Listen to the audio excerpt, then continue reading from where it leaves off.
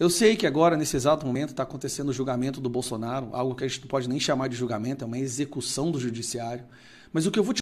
Antes da gente entrar nessa notícia importante de hoje, eu quero fazer um convite rápido para você. Muita gente acompanha as notícias, mas acaba ficando perdida sobre como isso afeta a vida real, principalmente no trabalho. Pensando nisso, foi criado um grupo gratuito no WhatsApp chamado Apoio ao Trabalhador. Nesse grupo, você recebe conteúdos informativos, orientações gerais sobre direitos do trabalhador, negativação indevida do seu nome, consumidor, pensão alimentícia, entre outros informativos importantes. Se você quer se informar melhor e entender os seus direitos, o link está aqui na descrição. Agora sim, vamos à notícia. Vou mostrar agora é o assunto mais falado hoje no mundo. Tem duas coisas que estão dominando o debate no mundo hoje. O julgamento do Brasil não é tão relevante assim no espectro mundial. Essas duas coisas são a revolta em Nepal, a população se rebelando contra um governo comunista e contra uma Suprema Corte ativista que censurou as redes sociais daquele país e fez com que a população fosse para as ruas e basicamente botaram fogo no parlamento. Eles não aceitaram essa censura por parte da Suprema Corte e dos partidos e dos comunistas, né?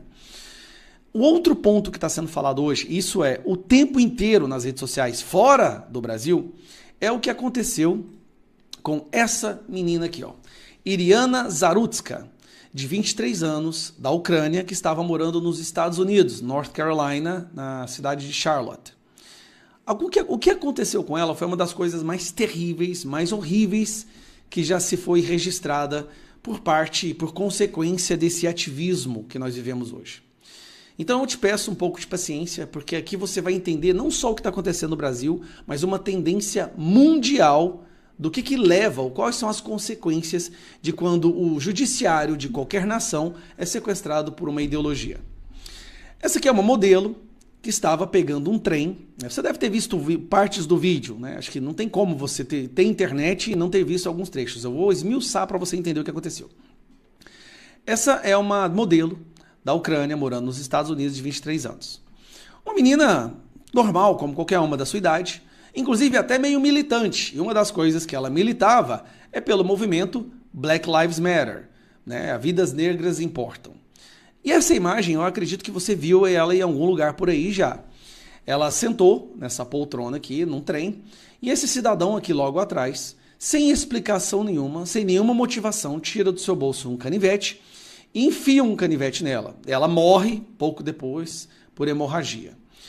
E ela era uma militante, como é normal dos adolescentes doutrinados hoje em dia por conta das faculdades e do sistema educacional.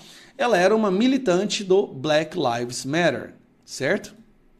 Então tá aqui ela, esse aqui é o quarto dela, e aqui um cartaz defendendo o Black Lives Matter. Bom, ela foi assassinada sem motivo algum por esse cidadão aqui. Tá, e por que isso é relevante? O que isso tem a ver com o judiciário no mundo inteiro? É aqui que a gente vai entrar na parte perigosa. Este cidadão que tirou a vida dela sem motivo nenhum, de forma cruel e demoníaca, já havia sido preso 15 vezes. Vamos lá. 1, 2, 3, 4, 5, 6, 7, 8, 9, 10, 11, 12, 13, 14, 15. Ele já havia sido preso 15 vezes por violência, furto, droga, por ter atacado a sobrinha dele, acho que a sobrinha dele. 15 vezes ele foi preso e foi liberado. Liberado. 15 vezes. Eu quero que você preste atenção nesse número. 15 vezes ele foi liberado.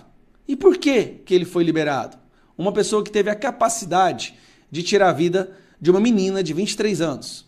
Aqui, logo depois que ele enfiou o canivete, essa é a cara da menina em total desespero, sem entender o que havia acontecido. Eu não posso mostrar o vídeo, eu tenho o vídeo aqui, mas eu não posso mostrar.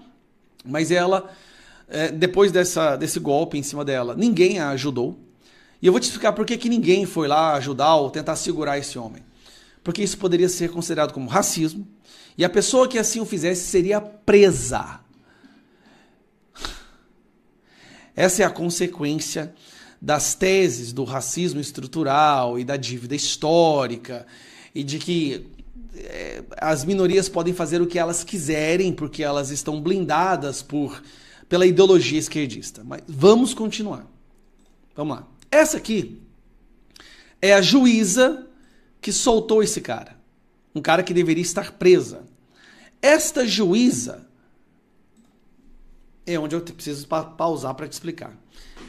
Ela é um resultado de décadas de um processo de sequestro do sistema educacional e das faculdades no mundo inteiro, principalmente nas áreas de humanas, no caso, direito. É por isso que hoje nós temos tantos advogados, juízes e promotores que defendem ideologias demoníacas, perversas e acreditando que fazem isso pelo bem da sociedade, por justiça social, que são moralmente superiores. Então, ao se colocarem como moralmente superiores, qualquer decisão que eles tomam, qualquer posicionamento diante de qualquer julgamento, eles acreditam que é válido, porque é para o bem comum, porque é para desfazer maldades ou desfazer injustiças. Então essa juíza, ela liberou um cara que já deveria ter sido preso, pegado prisão perpétua, e o resultado dela ter soltado esse cara foi que uma menina de 23 anos perdeu sua vida simplesmente por estar caminhando na cidade onde ela morava.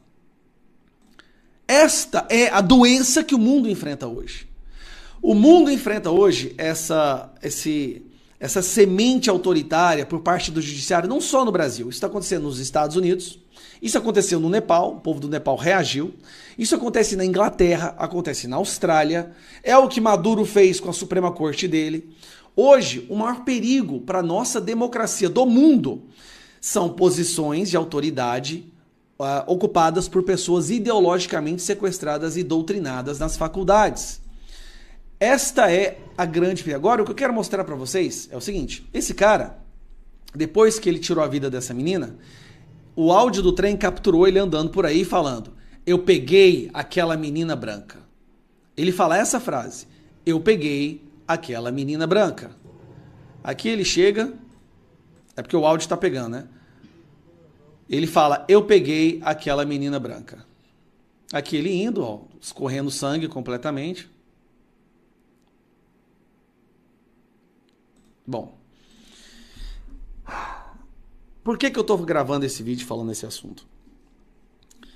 O grande risco que o mundo livre vive hoje está no fato de que pessoas que ocupam posições de autoridade no judiciário que deveriam garantir certas liberdades, direitos constitucionais, ignoram isso para enfiar goela abaixo da população, pessoas que não foram eleitas, a sua visão de mundo. As faculdades de direito hoje, não só no Brasil, no mundo inteiro, se transformaram em laboratórios de doutrinação ideológica. E a maioria dessas pessoas que saem dessas faculdades, elas passam ali anos sendo mentalmente deformadas a ter uma visão de mundo que não condiz com a realidade. Elas não saem de lá para defender a lei, elas saem de lá para ser a lei. Elas se personificam como lei. O Alexandre de Moraes é um caso extremo, mas como ele, tem vários outros no mundo. De onde você acha que surgiu pessoas como Barroso, Flávio Dino, Carmen Lúcia, e todos esses, Zanin, e todos esses que acham que eles são a lei? E que a visão de mundo deles deve ser empregada. E qualquer representante democraticamente eleito que discorde da visão de mundo deles é um autoritário. Eles inverteram completamente, ou seja, eles são a democracia.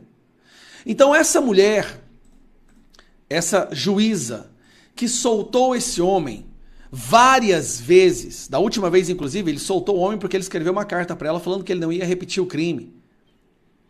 Essa mulher, ela acha que está fazendo um bem para a humanidade. Agora vem a pior parte. Agora eu quero mostrar uma coisa da imprensa. Essa daqui é triste. O que eu vou mostrar para vocês é a CNN. Abri aqui, ó. Really, over the weekend, Elon Musk, Charlie Kirk, other Trump... O que eu vou mostrar para vocês é a imprensa defendendo que é um absurdo que o Donald Trump esteja usando o assassinato dessa menina. Isso aqui é CNN, gente. É um absurdo que o Donald Trump esteja usando o assassinato dessa menina para reforçar a lei e prender bandido.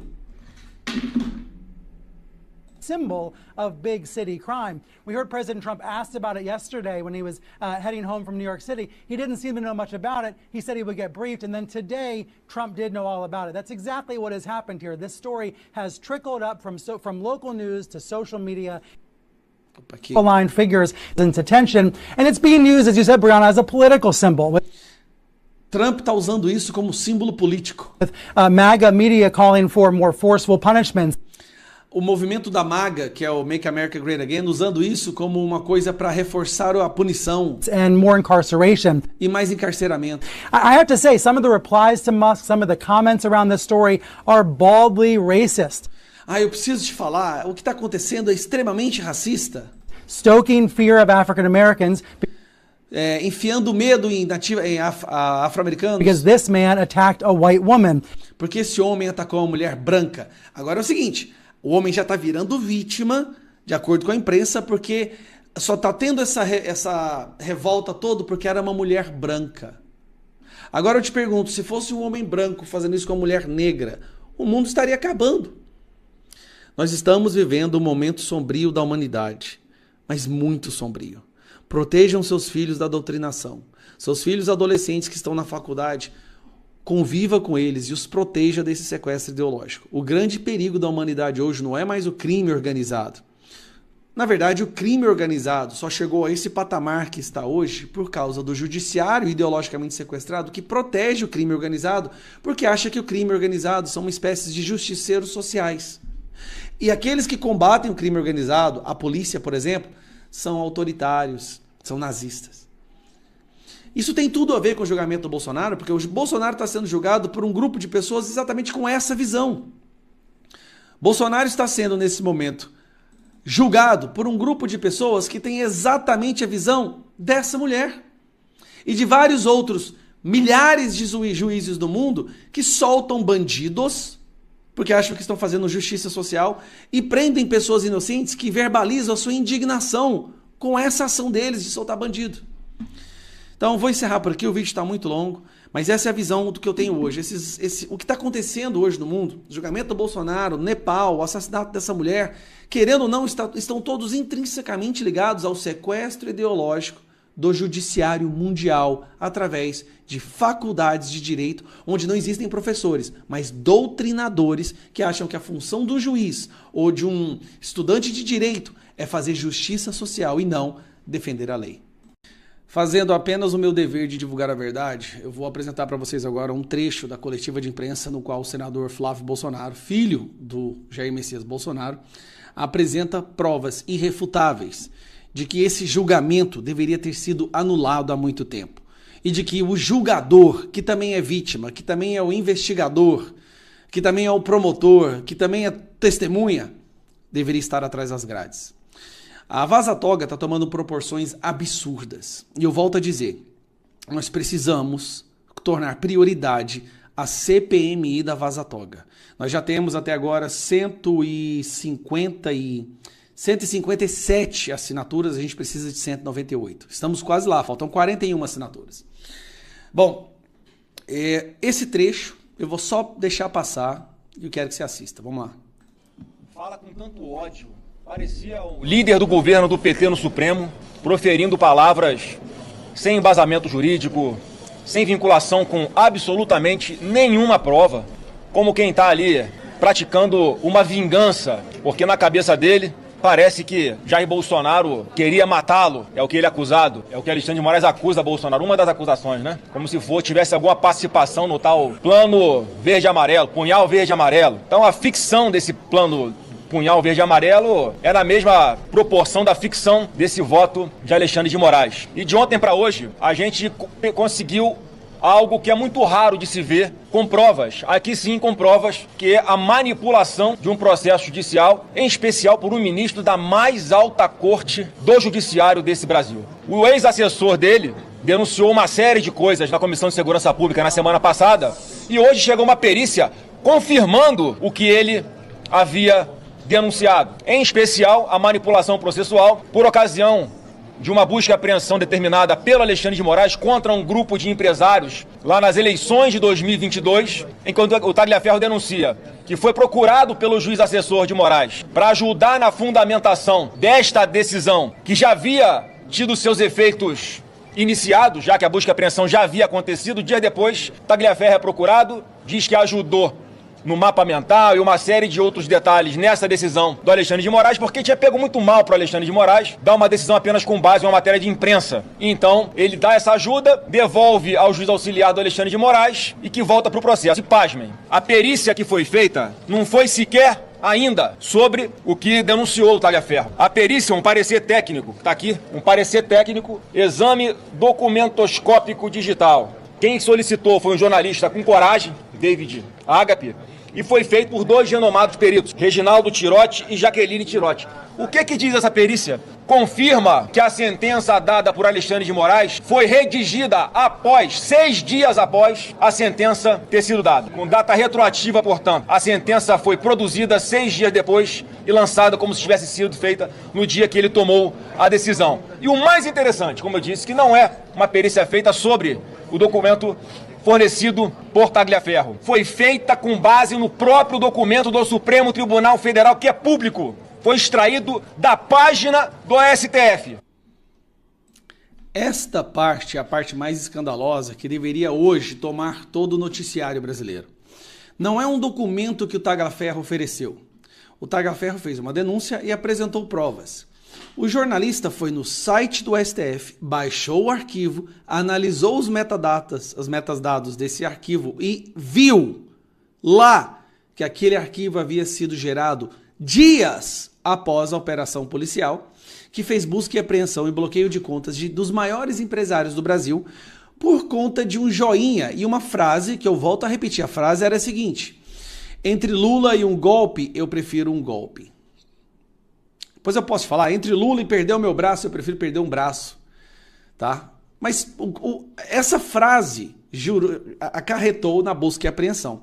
Só que o Alexandre de Moraes, como ele sabe que ele está numa situação que ele jamais vai precisar responder a nada do que ele faz e tem o apoio da imprensa do lado dele, principalmente da Rede Globo, ele se sentiu empoderado de fazer uma busca e apreensão de acordo com as provas.